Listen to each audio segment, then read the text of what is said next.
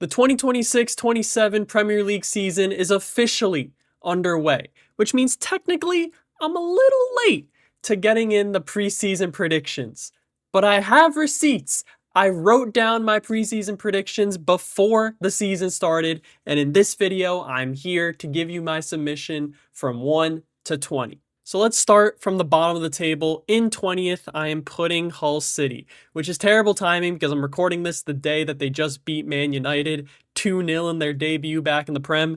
But overall, I still think this is the weakest team in the Premier League. After all, I know they were an incredible story coming through the playoff last season, but they were 23rd in expected points in the championship. And I think compared to Coventry and Ipswich, I think they have the least talent coming into the season and then also brought in through the transfer market. Some interesting players, of course. Mendy scored in the game against Man United. Lucas Harrington, a World Cup darling for Australia, but I think they're going to face the toughest path out of all three promoted teams. In 19th, I'm going with another recently promoted club, and that is Ipswich, which again is terrible timing because they just beat Sunderland 2-1 in their first game back on that late winner. I actually think Ipswich has had the most intriguing transfer window of the three promoted clubs. They've signed a lot of proven Premier League or international talent, like Issa Diop or Sasa Lukic from Fulham, Florentino Luis from the relegated Burnley, Daisen Maeda from Japan, Fatawu from Leicester. Emerson is now their club record signing from Toulouse, who came in at striker. He scored on his debut as well.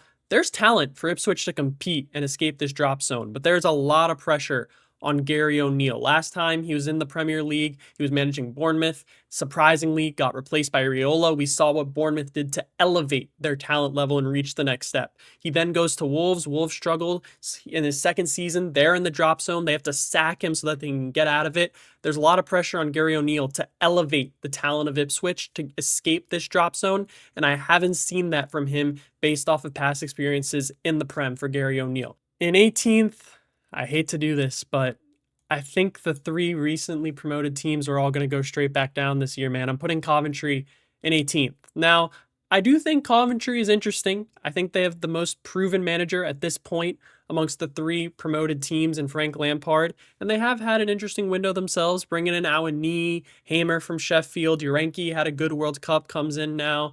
But I just think the talent gap between these three teams and the rest of the teams in the Prem this year is a little bit too much, with the exception of maybe one team who I'm scared of in the Prem this season and their chances of potentially going down, and maybe a second team given some extra stuff they're going to have to deal with this year. Now, those two teams that I think could be in the most trouble to go down this year that were previously in the Prem before this season are Fulham and Sunderland.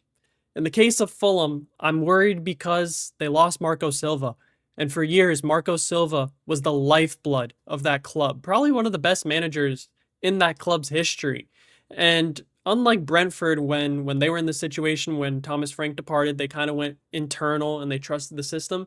Fulham has gone with Arbeloa, who obviously struggled at Real Madrid and is a bit unproven at this level in terms of managerial experience. So I'm a bit worried in that regard. He brought in some members of the Real Madrid B team, I guess, in Gonzalo Garcia and Cesar Palacios, but they have very huge shoes to fill, replacing Raul Jimenez and Harry Wilson, who were Fulham's top two goal scorers last season. And outside of that, Fulham's talent on paper and that roster is relatively unchanged. So I anyways thought it was a relatively weaker roster amongst the Premier League teams.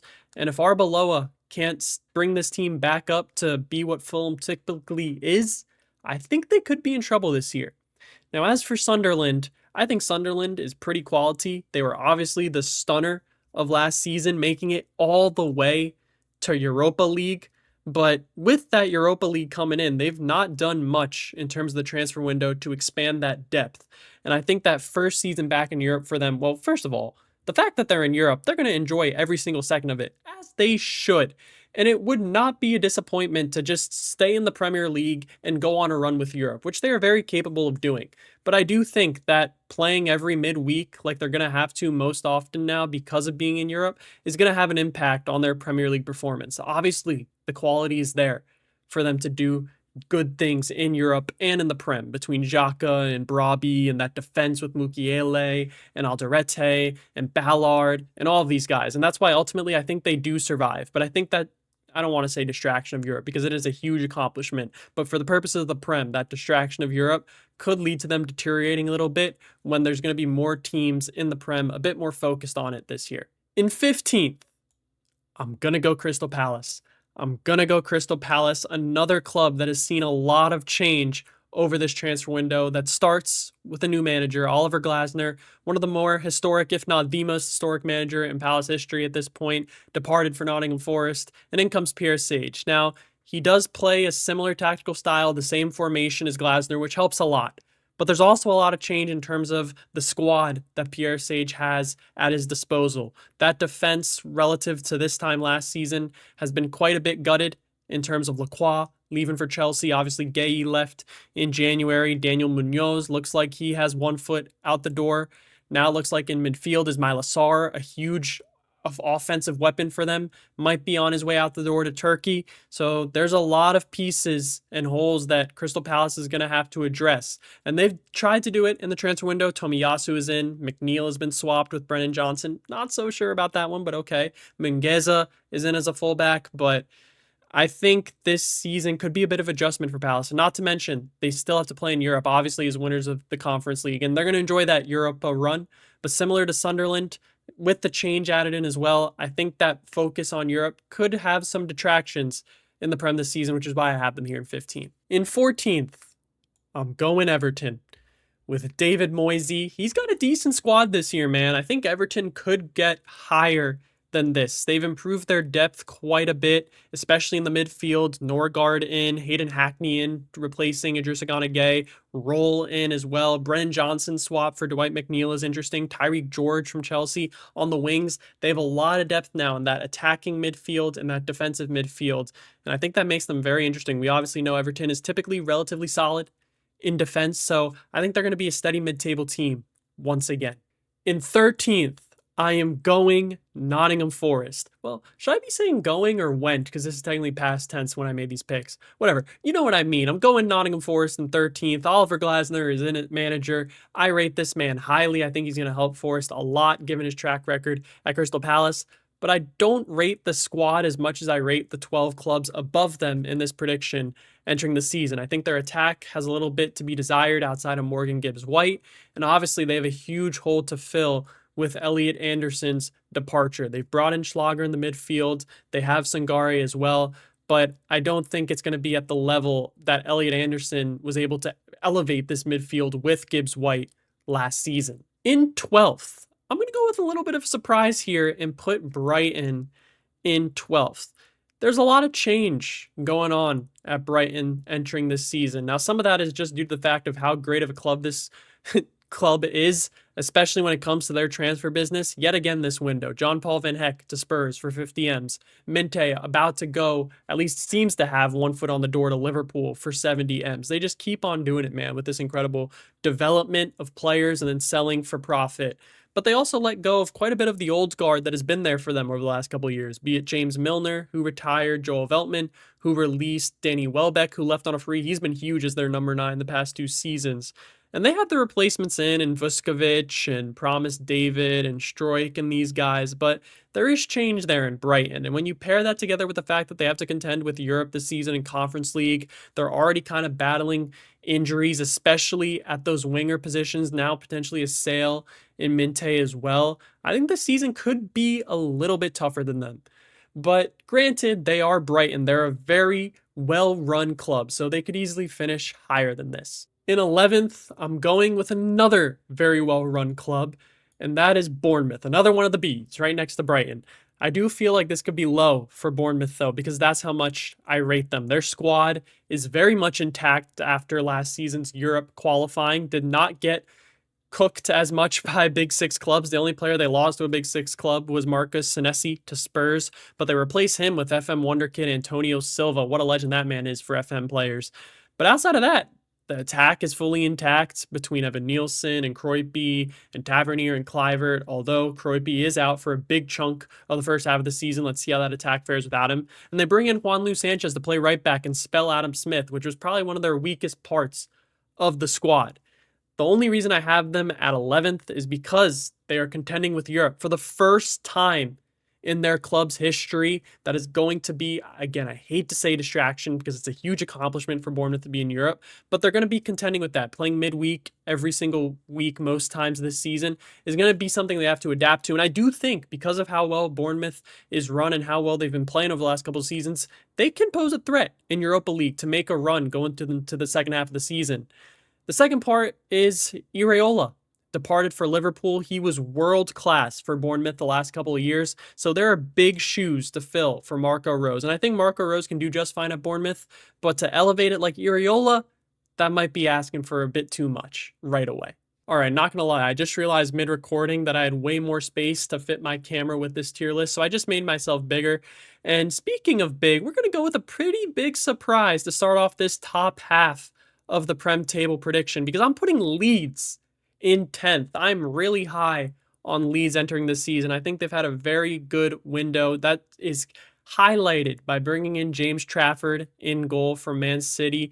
I kind of wanted to see him get an opportunity at some point, if not now, down the line, but we did ship him to Leeds, and I think he's going to be a quality keeper for them starting with this season. Harry Wilson, they take one of Fulham's best players to help bolster their attack, and it's at a huge position of need for Leeds as well. Muharemovic to bookend that back line, I think, is very nice. Elvedi for depth as well with Rodon and Biol. I think Leeds has a very well-rounded, young, rising team, and it's highlighted in that midfield with Anton Stack, who kind of does a little bit of everything, and Ampadu, who is kind of like that midfield engine in recycling and getting that ball back. So I think Leeds, with no Europe, on the up after last season, an impressive first season in the Prem, I think they have the talent, especially with, Calvert-Lewin as well, coming off one of his best seasons in a minute for Leeds as their number 9. I think Leeds can do some damage this year.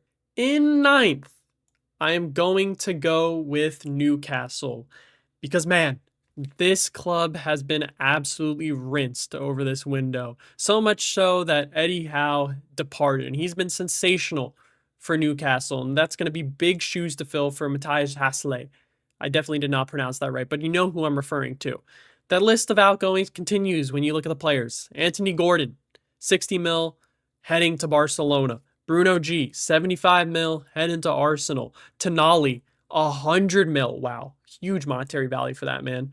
Going to Spurs. Those are 3 huge outgoings for Newcastle to go with that manager. And I think that's going to lead to a bit of a transitionary phase for them over the first half of this season. Now, obviously, they brought in quite a few replacements and some interesting ones at that. Hornacek in goal to replace Nick Pope. Dedic at right back to buffer Livramento with the departure of Kieran Trippier. Obviously, Storr from Ajax. Torre from Hoffenheim. Bamba from Monaco as they try to replace those losses on the left wing and in midfield. But I think that change is going to take some adjusting for Newcastle. But I will say, there are places where they are still intact, like in that back line at center back, Botman and Chow and Dan Burn and Lewis Hall. It's still a quality back line. And in attack, if they can find one of these number 9s they signed last season to step up, whether that be Voltamata or Wissa or Osula, who had a good end to the season last season, I think Newcastle can still get into top half, not having to deal with Europe this year. In 8th, as we enter the European places, I'm putting Spurs in 8th to get to the Conference League. There's a lot of transfer business going on over there, both in and out. In, they are spending the P's, and that is most notably going to Tonali for 100 M's and Mateus Fernandez for another 85 from relegated West Ham. 52 M's for Van Heck as well.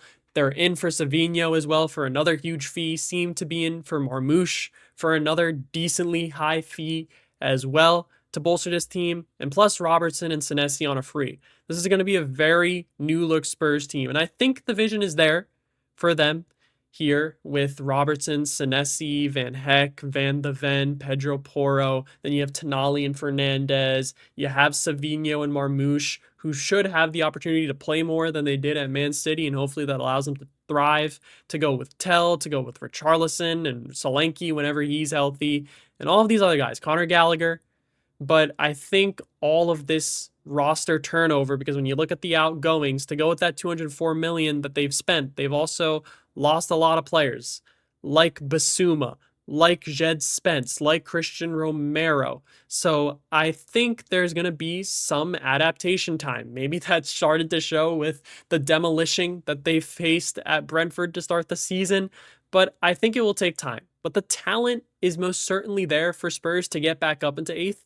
Although I did think the same thing last season, and yet they finished 17th again. So I don't know. They could finish higher than this. They could also finish lower than this. In seventh, I am going Aston Villa to stay in Europe once again with Emery, but this time it's Europa League.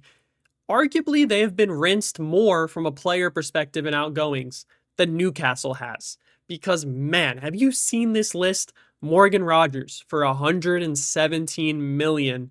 Great financial package for him, but he was instrumental to Aston Villa's success the last couple of seasons. Yuri Tielemans, also instrumental to Aston Villa's success, off to Man United for 35 mil. Ezri Konsa, also instrumental to Villa's success, to Arsenal for 51 mil. Now, Emi Martinez has one foot out the door. Ollie Watkins seems like he might be going to Saudi. That's like the spine of the team, those 5-6 players. Luka Dean as well, leaving for PSG. Those are some huge, huge shoes to fill. But if there's anyone I trust to figure it out in this league, amongst the top candidates would be Unai Emery, given what he's done at Villa. And he's brought in some interesting replacements. João Gomez from Wolves, Monzambi from Freiburg off of his incredible World Cup performance with Switzerland, Ruggieri from Atletico, Suzuki to go in goal from Serie A, Wan-Bissaka to compete at right back with Matty Cash in on loan from West Ham. I think there's going to be enough from Aston Villa because I don't think they're done in this window either, especially if Ollie Watkins is in. They are in the market for Nicholas Jackson. I forgot to mention Garnacho. How could I forget about that? But I think they're still going to be good enough and well managed enough to get into Europe this season. But it might take some time to gel given just how much of the spine of that team they lost from last season. All right, we move to sixth, and you've probably noticed that one of the clubs I've not placed in yet is not like the other remaining clubs. So I'm putting them in now. I'm predicting Brentford to be one of the surprise overperformers of the season and finish in sixth. But to be honest, this feels like a very deserved sixth place for Brentford given their trajectory over the past couple of seasons.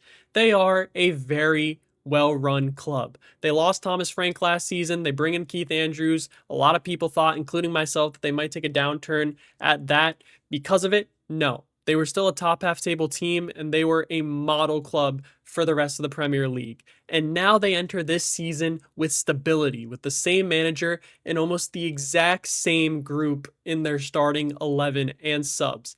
And that makes them scary. They've bolstered this squad as well, with Jane and Anthony coming in to provide depth on the wings, with Shada and Dango, who are in their own right explosive. Igor Thiago was starting for Brazil at the World Cup, and he's Brentford's number 9, coming off a career season in his own right. In the midfield, Jordan Henderson's the only notable player they've lost this window, and they replaced him with Mamadou Sangare from Lens, who I believe could be that next player that goes to a Big Six club in the future for a ridiculous fee. And you saw his potential with his debut performance against Spurs. Backline is the same as well with Collins and Coyote and all these guys flecking. I think Brentford has the stability and has the consistency model to be very strong this season, which is why I'm putting them as high as I'm putting them. In fifth, as we move towards the Champions League spots, I'm putting in Man United. Now, Man U has made it a point this window to bolster that midfield, and they've done that in a big way. While they've lost Casemiro, they brought in Tielemans from Villa, class player, Santos from Chelsea, high potential player, and Baleba, who at his peak at Brighton is a class DM. So that midfield should be much improved to pair with, of course, the linchpin of that team, which is Bruno. And in attack, they have options between Cunha and Mbeumo and Ahmad, and now Rashford reintegrating with the squad and Shesko. So I think they can be interesting in attack. But my concerns with Man United are in defense. At left back, I know Shaw was healthy last season. I don't know if he has it in him. I don't think he has it in him to play midweek weekend with Champions League coming back. And obviously the center backs for Man United, they've been battling injuries anyways over the past couple of seasons between Maguire and De Ligt and Martinez. And I think anyways that defense is weaker relative to the 4 clubs I'm putting above them. And with the return of Champions League football for Man U this season, I think that might cost them from finishing top four. Huge things going on for Michael Carrick now that he's officially in charge with his first season with Man United back in Champions League. But with that defense being a question mark, I think that's going to be the biggest obstacle he's going to have to climb over the course of this season. In fourth, I am going Liverpool. The defending champs from 2 years ago had a very down season last season, so much so that they gave Arne Slot the sack. Some might say that's addition by subtraction. I'm not going to say that myself out of respect to Slot, but let's just say with Iraola as the new manager, I think the ceiling is sky high for this Liverpool club, much higher than this fourth place spot I'm predicting them in. That is for damn sure. Ultimately, a lot of this is going to come down to how do you replace a hole as wide as the one that's there in Liverpool with Mo Salah's departure. Ultimately, that's going to come down to how much their big signings from last season can deliver with bounce back seasons this season. I'm looking at Isak if he can stay fit, and now probably getting regular minutes as the number 9 with Ekitike out long term, and Wirtz, who should now have a regular spot in the number 10. Can these guys be the creative and goal scoring mainstays for this Liverpool club to reach the ceiling that I know it has, because the quality for this club is there in the midfield with Szoboszlai, Gravenberch, McAllister. That is a huge front midfield three. Van Dijk at the back with Allison. Like, the linchpin guys are all there. They partner Van Dijk now with Konate's departure. They bring in Jake and Araujo. That's interesting as well. And if they can bring in Minte and potentially Bradley Barcola to bolster their attacking depth on the wings, I think you might have to watch out for this Liverpool club if they can put it together with Iraola, a manager I very much trust. In third, I'm going with my own club.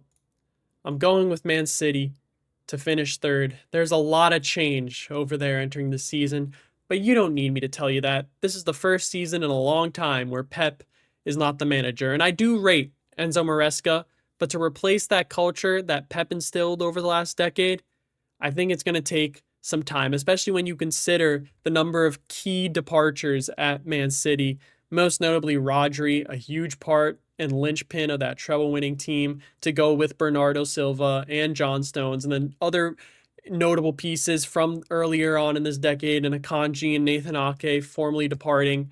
You pair that with some recent signings that they've kind of cashed out on this year in terms of Reinders and Trafford and soon-to-be Savinho and Marmoush.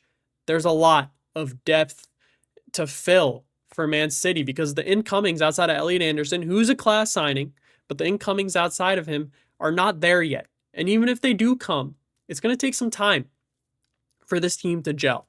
And obviously, Man City, we have the talent, right? We have the golden boot favorite in Holland, Doku, Cherki, Foden, Semenyo to go with Elliot Anderson, and then that back line with Ruben Dias and Khrushchev and Mateus Nunes and Gay and O'Reilly and Ait Nori and Vardiol, Donnarumma. Like, the talent is all there in the back line, in attack, but figuring out that midfield and figuring out how this team gels together in that first season without Pep, I think it might take a little bit of time, and that time can be the difference between finishing first and finishing third, or perhaps maybe even 1 or 2 spots lower, depending on how much time it takes. And that leaves me with Arsenal and Chelsea in my top 2 in my predictions for the season.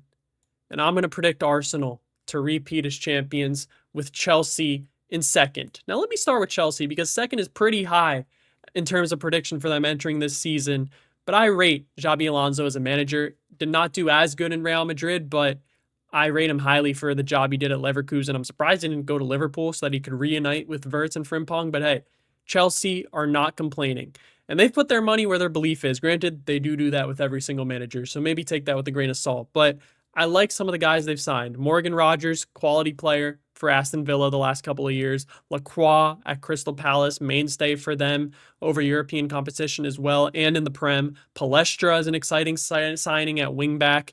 And unlike past years, they've brought in some veteran leadership as well in the form of Danny Welbeck and Jordan Henderson. And I think with no European distractions and the quality that this starting 11 has brought in the form of Rodgers and Lacroix to go with some of the quality they have, despite the loss of Cucurella, I think with that no Europe competition, being able to focus on the Prem, I think they can do really well this season, which is why I have them coming in second. but I don't think they're going to be toppling Arsenal, who I think are kind of in a league of their own, given the amount of change going on amongst their competitors in the Big Six entering this season. Arsenal's stayed has a model of consistency, and they've gotten better this season.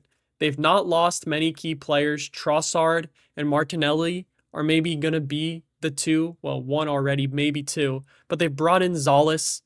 They're looking to bring in another left winger as well. So I don't have many concerns there. And then you bring in Bruno G, who is a key cog of that Newcastle team the last few years. Ezri Konsa, key cog of that Aston Villa team the last couple of years, and you retain everybody else in your main squad. It's just a talented team, man. It's a deep team, stability, a great manager, and I don't think there's another club this year that can compete with that stability and high-end talent. So I'm going with Arsenal to win the league. There it is. Those are my preseason Prem predictions set in stone before the season started.